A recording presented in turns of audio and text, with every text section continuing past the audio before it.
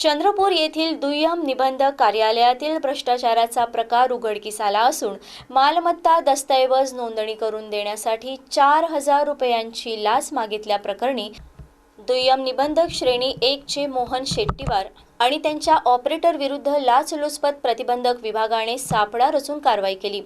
दस्तऐवज नोंदणीच्या मोबदल्यात मागितलेली लाचेची रक्कम ऑपरेटर मार्फत स्वीकारण्यात आल्याचे तपासात निष्पन्न झाले आहे।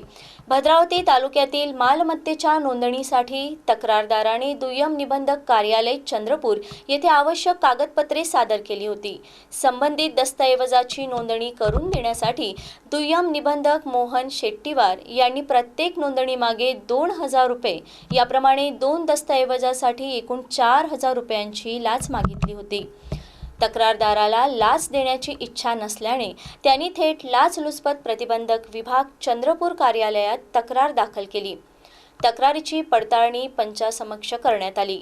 पडताळणीत लाचेची मागणी झाल्याचं स्पष्ट झाल्यानंतर एसीबीने सापळा रचला। आरोपी दुय्यम निबंधक यांनी दस्तऐवज नोंदणीच्या मोबदल्यात 4,000 रुपयांची लाच मागून ती त्यांच्या ऑपरेटर मार्फत स्वीकारल्याचं निष्पन्न झालं। त्यानंतर एसीबीच्या पथकाने तात्काळ कारवाई केली।